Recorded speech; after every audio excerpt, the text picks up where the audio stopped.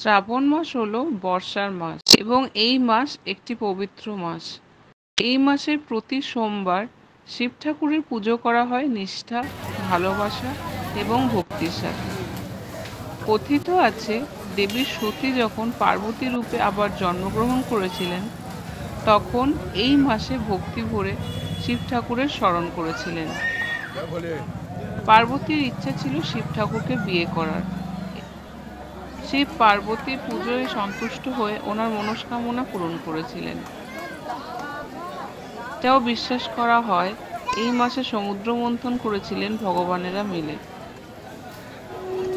এমনই শ্রাবণ মাসের এক বুধবার পৌঁছে গেলাম উত্তর কলকাতার ভূতনাথ মন্দিরে। এই মন্দিরে পৌঁছানোর জন্য চক্র রেলওয়ে, মেট্রো, বাস, অটো এবং লঞ্চের ব্যবস্থা আছে। চক্র রেলে এলে তোমাদের নামতে হবে বড়বাজার কিংবা শোয়াবাজার স্টেশনে। নিকটবর্তী মেট্রো স্টেশন হলো শোয়াবাজার সুতানুটি মেট্রো স্টেশন, আর নিকটবর্তী বাস স্টপেজ হলো শোয়াবাজার সুতানুটি। এরপর অটো করে আহিরটোলা লঞ্চ ঘাটে পৌঁছানো সম্ভব। আর লঞ্চে এলে আহিরটোলা ফেরিঘাট বললেই পৌঁছে যাবে মন্দির থেকে ঠিক 2 মিনিটের দূরত্বে। মন্দিরে পৌঁছে গিয়েই দেখতে পেলাম খুব সুন্দর করে সাজানো হয়েছে মন্দিরটা শ্রাবণ মাসের পুজোর জন্য।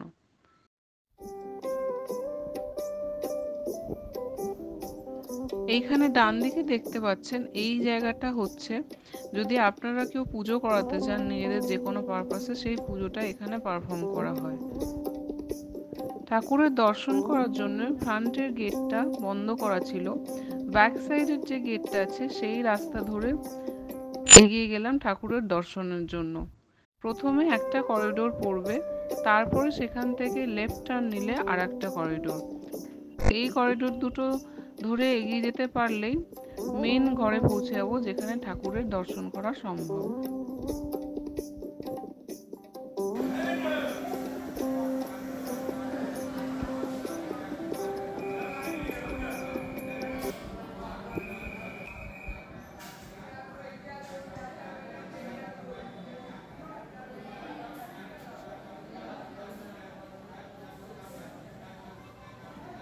গঙ্গার ঠিক পাড়েই অবস্থিত এই মন্দিরটা ঘুরে খুব মনে শান্তি পেলাম এবং ঠাকুরের দর্শন করলাম।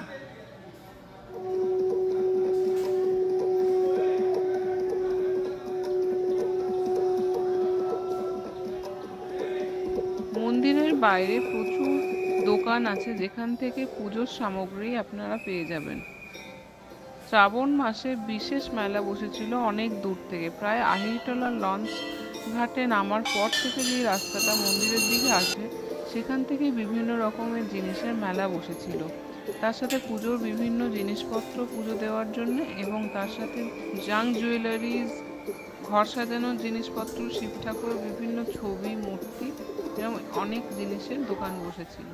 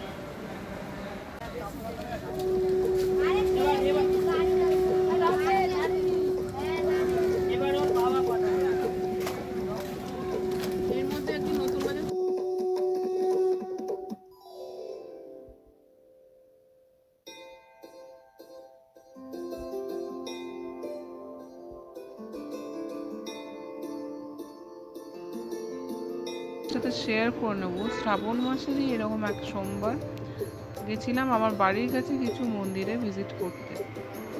পাথুরিয়াঘাটা স্ট্রিটে অবস্থিত জগন্নাথ মন্দির, যেখানে বলরাম, সুভদ্রা, জগন্নাথ, শিব, হনুমানজি, পার্বতী এবং এরকম বিভিন্ন আরও ঠাকুর, যাদেরকে অলমোস্ট 12 মাস পুজো করা হয়। সেই মন্দিরে পৌঁছে গেলাম। সেখানে খুব সুন্দর করে সাজানো হয়েছিল শ্রাবণ মাসের সোমবার উপলক্ষে মন্দিরটি। তারপরে এখানে দর্শন করে চলে গেলাম জোড়াবাগানের দিকে। যদুলাল রোডের এখানে একটা মন্দির রয়েছে ফুটপাতের ওপর, যেখানে খুব সুন্দর করে মন্দিরটা সাজিয়ে ঠাকুরকে সাজানো হচ্ছিল এবং খুব সুন্দর সুন্দর কিছু গান বাজছিল, যেগুলো এখানে আমি শেয়ার করতে পারছি না। এখানে কিছুটা সময় কাটানোর পরে রাস্তাটা ক্রস করে একটুখানি গেলেই নতুন বাজারের দিকে একটা মন্দির আছে, যেখানে হনুমানজি আর শিব ঠাকুরের নিয়মিত পুজো করা হয় 12 মাস। এখানেও দর্শন করলাম। এখানেও ঠাকুরকে খুব সুন্দর করে সাজানো হচ্ছিল এবং মন্দিরটাও খুব সুন্দর করে সাজানো হয়েছিল। দর্শন করে এরকম একটা পবিত্র দিনে মনটা খুবই ভালো লাগলো। এই দিনকে সোমবারও ছিল। এদিনকে ঠাকুরের কাছে নিজের মনের প্রার্থনা জানিয়ে সবার মঙ্গল কামনা করে ফিরে গেলাম বাড়িতে এবং খুব সুন্দর একটা সময় কাটালাম। বাড়িতে গিয়ে সন্ধ্যা দেখালাম এবং ঠাকুরের কাছে আর একবার প্রার্থনা করলাম। আশা করি তোমাদের এই ব্লগটা খুব ভালো লাগলো।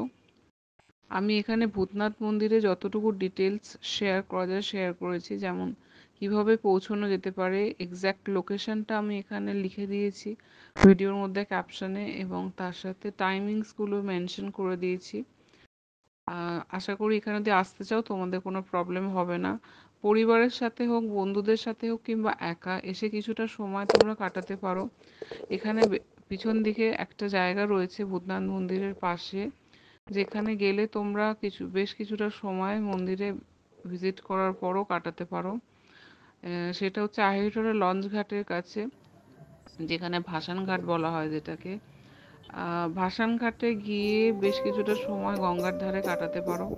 যদিও যখন ভাসানের সময় থাকে সেই সময়টা এখানে আসাটা একদম সেফ না, খুবই ভিড় থাকে। দুর্গা পুজো থেকে শুরু করে লক্ষ্মী পুজো, জগদ্ধাত্রী পুজো এবং প্রত্যেকটি পুজোতে এখানে ভাসান করা হয়, যে সময় প্রচণ্ড এখানে ভিড় থাকে। অবশ্য দুর্গা পুজোর সময় যখন হয় এখানে ভাসান, পুলিশ এখানে আসতে অ্যালাউ করে না, কিন্তু অন্য সময় এসে সাবধানে কিছুটা সময় কাটাতে পারো এবং একটা সুন্দর দিন কাটিয়ে যাও। আর আমাকে জানাতে ভুলো না এই ব্লগটা তোমাদের কেমন লাগলো। কমেন্টস করো, ভালো লাগলে লাইক করো আর শেয়ার করো। Thank you. দেখা হচ্ছে পরের ব্লগে।